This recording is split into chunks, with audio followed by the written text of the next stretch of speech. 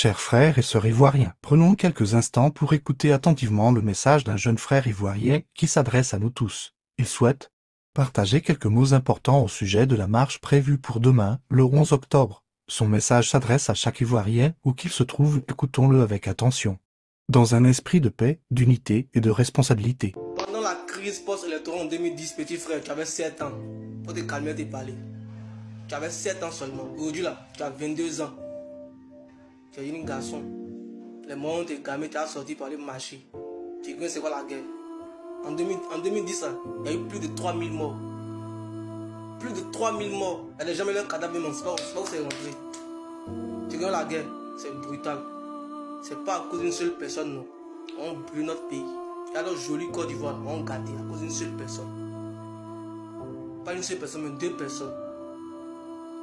Toi, t'as quel âge? Tu as 22 ans là. Tu es encore bébé. Ok. Bébé même. Alors, tu dois penser comment tu as fait pour développer, pour que ton petit Jassa ou bien, avec développer ton diplôme qui n'est pas, tu as Bara, tu as avoir ta petite famille. C'est à ça que tu dois penser. Ado à quel âge? Bago à quel âge? Ils sont déjà vieux, petit frère. Toi, tu es encore bébé. Fais la remarque, hein. Tous ceux qui vous appellent, non, sortez. Sortez dans la rue, le 11, on sortit. Ils ne sont pas ici. 95% ne sont même pas en Afrique. Ils sont en Europe. Leurs familles sont là-bas. Petit frère, allez là, tu t'en sors. Matin, tu as moyen. Et puis tu as sorti pour aller marcher. Tu veux gâter. Actuellement, tu parles, la Côte d'Ivoire a des années-lumière de développement que beaucoup de pays autour de nous ici.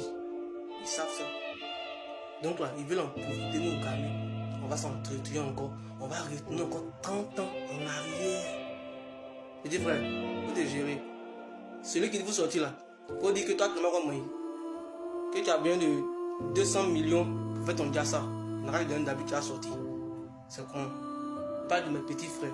Ceux qui avaient 7 ans, 8, 9 ans en 2010. Et ils n'ont rien vu dedans. Eh bien, dis, quand c'est gâté là, c'est mal brutal. Il n'y a pas de loi. Toi-même, tu es ton bon monde, tu es ton juge, tu es ton procureur en même temps. On va vivre ça encore. Tu n'aimes pas d'eau. Tu n'aimes pas de nous. C'est pas grave. Il y a d'autres candidats qui sont là. Il y a maman Eve qui est là. Il y a le père Jean-Luc Bion qui est là. Il y a l'autre là aussi qui est là. Prends un dedans, tu le votes tranquillement. Ou bien, moi je prie Dieu pour que les élections là soient vraiment apaisées. On veut des élections très très apaisées. On va s'amuser. Celui qui a gagné, on va aller boire nos bières. Celui qui a gagné. Après ça, chacun va vaquer à ses occupations. Que Dieu bénisse la Côte d'Ivoire. Que Dieu bénisse les Ivoiriens et les Ivoiriens. Ensemble. Ce jeune Ivoirien vient de tout dire en fait. Il vient de tout dire. Son message est clair. En tant qu'un Ivoirien, tu aimes ton pays. Tu veux voir ton pays en paix. Tu ne veux pas voir la guerre dans ton pays. Tu dois partager cette vidéo. En tant qu'un Ivoirien qui est fier de cette Côte d'Ivoire que nous voyons aujourd'hui, tu dois partager cette vidéo. Parce qu'il a tout dit. Quand tu regardes la Côte d'Ivoire aujourd'hui, tu es fier de dire que je suis Ivoirien. Sur le plan du développement, toi-même tu regardes sans que oui. Pourquoi tu vas encore aller te lever pour quelqu'un qui n'est même pas en Côte d'Ivoire, il est à l'extérieur. Il va te dire, il faut te lever, il faut aller manifester. Ça se passe mal, ça se déroule mal, boum, tu perds ta vie. Lui, il est à l'extérieur, ses parents ne sont même pas là-bas. C'est lui-même, les garçons, demandez à ces personnes de rentrer au pays, venir manifester avec vous. Donc, seuls ceux qui sont en Côte d'Ivoire, ceux qui étaient là en 2011, ils savent ce qu'ils ont subi.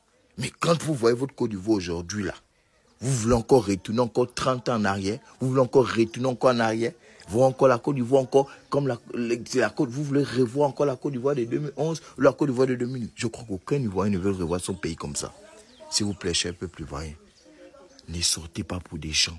Ne sortez pas pour des gens. Moi, j'aime trop la Côte d'Ivoire. Je vous jure que j'aime trop la Côte d'Ivoire. Et aujourd'hui, si je vois cette Côte d'Ivoire, les choses se passent mal en Côte d'Ivoire, je serais tellement triste parce que je dis pourquoi un si beau pays? Pourquoi ça en fait? Donc s'il vous plaît, essayez de faire les choses bien. Ne sortez pour personne. Ne sortez pour personne. Vous êtes grand, vous êtes mature, vous savez ce qui est bien pour vous et ce qui est mauvais pour vous. C'est juste mon message pour ce pays que j'adore et ce peuple que j'adore. Partagez cette vidéo. Frère, merci pour ton message. La marche du 11 là, je tiens à vous préciser qu'elle est annulée. Voilà. Puisque cette marche n'a pas été autorisée, elle est annulée. Donc, gare à celui qui va se permettre de sortir ce jour-là, le samedi 11. Celui qui va sortir, il va assumer les conséquences. En tout cas, ceux qui vont se permettre de sortir seront copieusement chicotés. Voilà, ça je tiens à vous le dire, je tiens à vous prévenir. Parce qu'on a besoin de paix, on a besoin de stabilité. Vous savez tous que la campagne débute le 10. Donc vous, le fait de sortir là, c'est pourquoi. Nous on veut savoir, vous voulez sortir au fait, c'est pourquoi. Voilà. Le moment où vous devez sortir pour marcher, là, vous n'avez pas marché. Hein.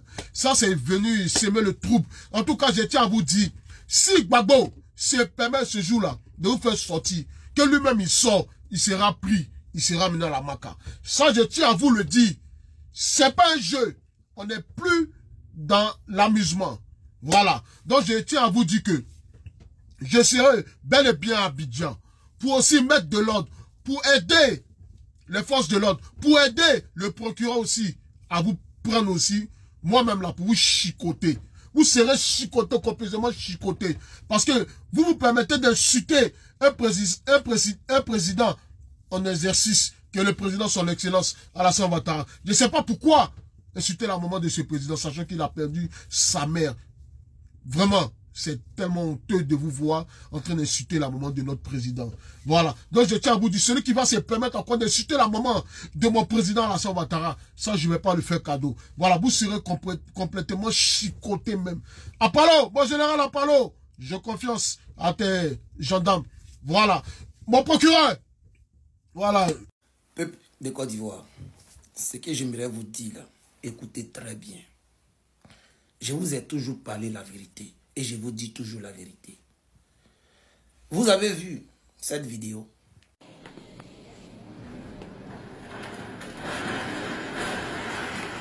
On t'a cassé l'établissement. On t'a cassé, ils sont vraiment cassé l'établissement. Maman a pleuré de toutes ses forces quand elle s'est tuée. C'est pas si.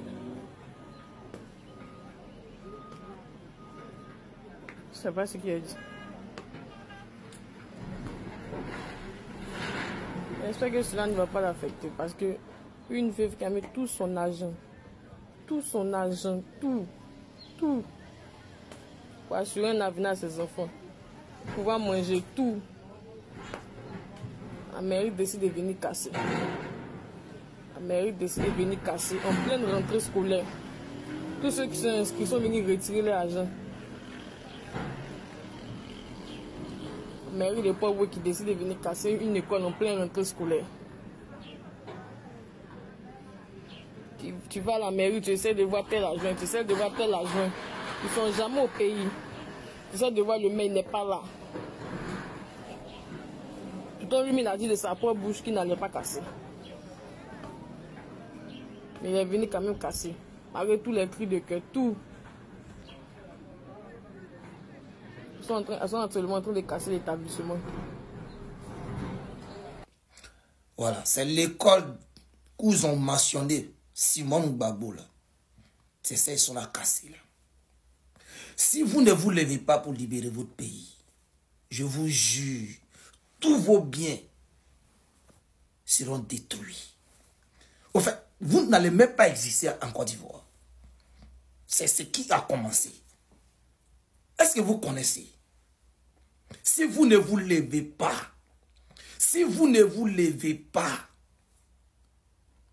ce que vous allez chercher là, vous allez la trouver. Quand on vous parle, ça rentre ici, ça sort ici. Nous, on est là pour vous prévenir. Nous, on est au cœur de leur système. On connaît, on voit et on sait. La véritable, on a dit, hein? Nous, on prend notre temps, on vient vous parler. On vient vous dire les choses. Même si on voulait casser l'école, ça là, on devrait la laisser. Faut dire pourquoi. De un, voilà la rentrée qui a commencé. Même si c'est pour quelqu'un qui est pour le terrain là, qui s'est construit sur le terrain de quelqu'un. Le gouvernement devrait négocier. L'avenir des enfants, c'est la plus grande des choses, plus importante. Ici en Europe, là, quand tu t'as habité dans la maison de quelqu'un, on ne vous chasse pas comme ça. Si toute l'école primaire, où le savoir des enfants est la priorité, l'avenir d'un pays là, c'est les enfants et la jeunesse. Le gouvernement devrait négocier d'abord avec le propriétaire du terrain et lui donner autre terrain et laisser l'école. Mais tellement l'école porte le nom de Simone Gbagbo, il faut la détruire. Au fait, on veut détruire tout ce qui est mentionné. Gbagbo, Simone, Blé Goudé pense que lui il est dans un jeu avec eux. Mais attends, ils vont finir ils vont finir d'abord avec ceux qui sont avec eux. Ceux qui sont contre eux là d'abord. Toi là, et tiens, toi, il dit, toi, Blé Goudé, c'est que nous on attend, c'est qu'ils vont faire de toi. Tu n'as pas dit, tu vas te dresser contre ceux qui veulent attaquer la Côte d'Ivoire. Mais appelle Kakabe qui est au Gabon et demande-lui comment tu as été humilié. Tu ne connais pas d'abord. Tu as fait 10 ans hors de la Côte d'Ivoire, mais tu ne connais pas les réalités de la Côte d'Ivoire. Trop parler avec gros proverbes là, c'est pas ça la solution. Il dit, famille, ne vous couchez pas, ne vous asseyez pas, ne vous arrêtez pas. Je vous jure, la Côte d'Ivoire est en danger. La Côte d'Ivoire est en danger. Notre mère patrie est en danger. Je vous ai dit dans l'une de mes vidéos, si ça arrive à quelque part même là, s'ils ont réussi à passer, même l'hymne national va être changé. Les 4 points cardinaux de la Côte d'Ivoire vont être changés. Les histoires de la Côte d'Ivoire seront changées. Et tout sera idolatisé. Restez là en train d'attaquer. Ouais, Soro, c'est toi qui as envoyé ici. Hey, l'heure n'est plus à ce stage-là.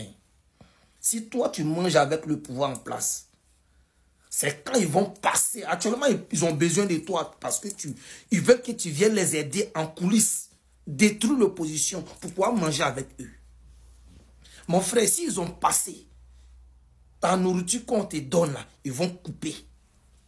Et puis tu ne pourras rien dire. Si tu parles aussi, on te jette en prison ou bien on te fait disparaître. Donc ça, c'est un message à tous ceux qui les aident aujourd'hui. Tous ceux qui sont à semer les discordes entre les opposants. Ceux-là, on les connaît. Vous allez lire leur quoi. Vous allez lire leur wallet billet. Tous ceux qui situent un pouvoir ça là. Écrivez, enregistrez ma vidéo là. J'ai dit vous allez lire leur. S'ils ont passé.